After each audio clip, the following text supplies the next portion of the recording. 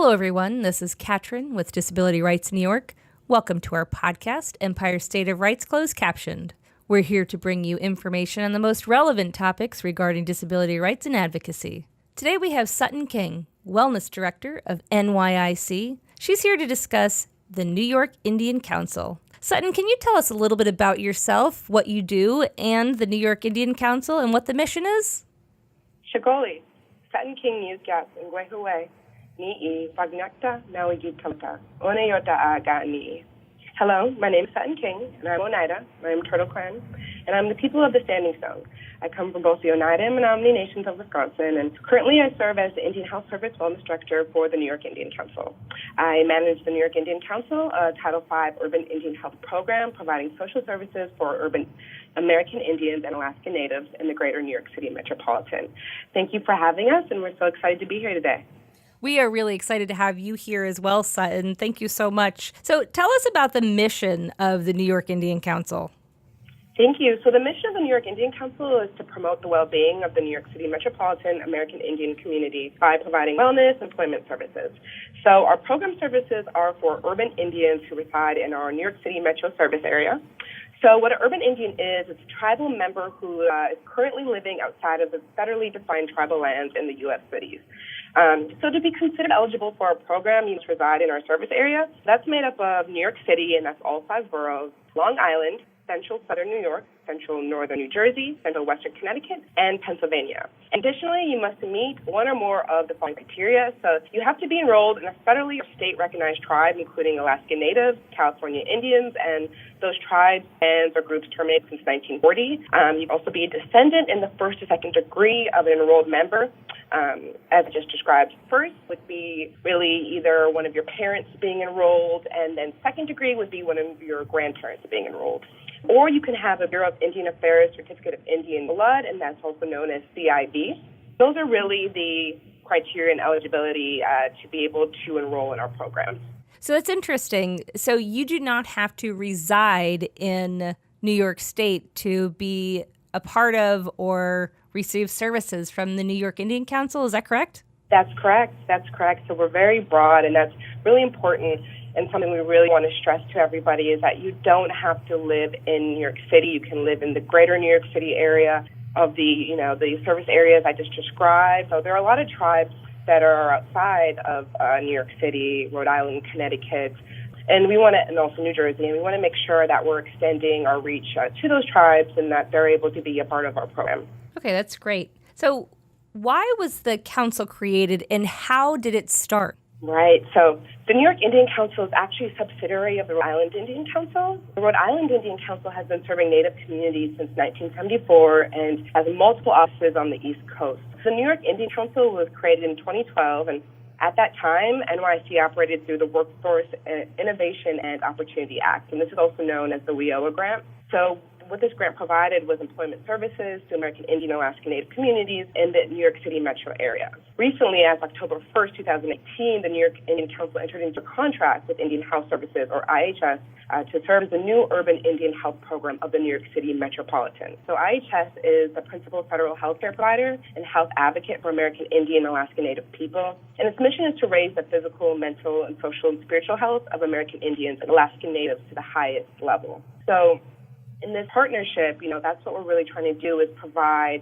this really great support, cultural understanding to our community members. And to have a better understanding of why the New York Indian Council was created, it's important to understand the history of the Relocation era. So briefly, in 1953, the U.S. Congress established a new policy towards American Indians, termination.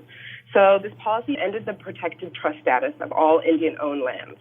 So in response to this policy, the Bureau of Indian Affairs, which is also known as BIA, began a voluntary urban relocation program. And the urban relocation program changed the face of cities as well as American Indian culture. More than 70% of American Indians and Alaska Natives now live in urban areas, as compared with 45% in 1970 and 8% in 1940. So today, New York City currently has the largest population of urban American Indians and Alaska Natives in the country, with 2010 census data estimating over 111,000 self-identified American Indian and Alaska Native. So urban Indian endure well-documented health disparities across a wide range of diseases at disturbing rates, which a lot of people know, often more so than any other minority group here. So urban Indians are confronted with an array of dire threats to their physical and mental health and well-being. So we've got alcoholism, suicide, high unemployment, behavioral health issues, racial prejudices. Urban Indian health programs are really essential in combating the health disparities that plague our communities. And so, that's really why the New York Indian Council was created, and why it's so important to have these urban Indian health programs in these large metropolitan cities to make sure that, urban natives have the support that they need to be elevated to the highest degree. So it's a relatively young organization, only about 6 years old. And what services does the New York Indian Council provide? You talked a lot about what the needs were. So what is the council providing to address those needs? And what are the goals of the council? First, I'd like to say that we offer services that are grounded in indigenous knowledge and bring Western and traditional medicine together. And, we understand that finding your way around the New York metropolitan service area can be challenging, but finding access to critical health services can be even more challenging. So through our case management service, we meet with clients to learn more about their specific health needs. We design a case plan, and we refer and connect them to appropriate health and community services. So we are a referral Indian health program. We also offer substance abuse counseling, and our counselor works with clients to help them overcome addiction. So, NYIC is here to support clients in their recovery, and we do this generally in groups or individually. And additionally, we provide engaging interactive health education events on various health priorities of our service area, and our health education events are provided through community groups and workshops, and we make announcements on our social media platforms when we'll be having those gatherings. Through our three services, which are case management, substance abuse counseling, and health education, we're providing screening and assessment, mental health prevention, substance abuse prevention, recovery support, health promotion and disease prevention, community outreach, referrals, and employment services. So it's really an array of resources to really combat the health disparities I spoke about. And so we're really excited to be able to offer these services to the community. And like you said, we're relatively, new and young, but we're hoping through this contract with IHS that we're really able to make a positive impact in our community's health, specifically our urban Native community's health. That's amazing. What a great resource you are. So if someone is looking to contact you, where is NYIC located and what are the hours of operation? So we're located in Long Island City, and our address is 21-25 44th Avenue. We're in Suite 102, and again, that's Long Island City, New York. And you can take the EM7 or G train to Court Square, and our facility is less than 5 minutes from the Court Square station, and we're open from 9 a.m. to 5 p.m. That's great. So it's easily accessible from the subway. We will add the location and the hours at the end of this podcast and make sure we have that up there for all of our listeners. So how can someone contact NYIC? What other resources do they offer? Right. So our office number is 718-215-8417. Our extension is 304. So you can give us a call that way, or feel free to email us. And our email is wellnessdirector@NewYorkIndianCouncil.org. And we're also on Facebook, Instagram, and our handles for both of those platforms are New York Indian Council.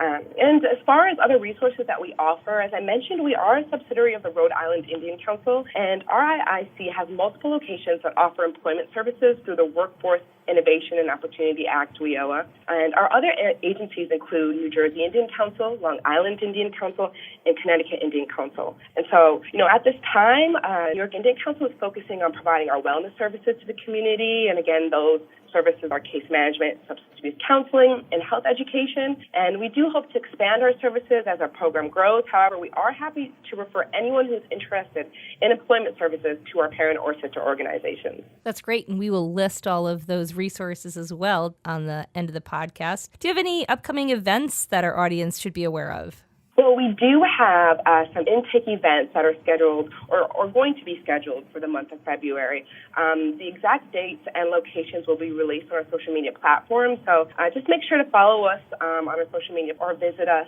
at RhodeIslandIndianCouncil.org to get more information and stay in the loop on all of our upcoming events. Sutton, thank you so much for your time. This is great information. We look forward to putting your links at the end of this podcast, and we'll list them on our website as well. Katrin, I want to thank you, and I want to thank Disability Rights New York for allowing us to come onto your platform to educate your audience what we do here at the New York Indian Council. Well, thank you so much, and we look forward to having you back again soon. Sounds good. Empire State of Rights Closed Captioned has been brought to you by Disability Rights New York, your source for disability rights and advocacy. If you enjoyed our program, and we hope you did, make sure to subscribe, like, and share this post. If there is a subject you would like us to discuss, please email podcast@drny.org or comment below. Tune in next time where we'll bring you more information on disability rights in the state of New York. The closed captioned version of this podcast is available on our YouTube channel.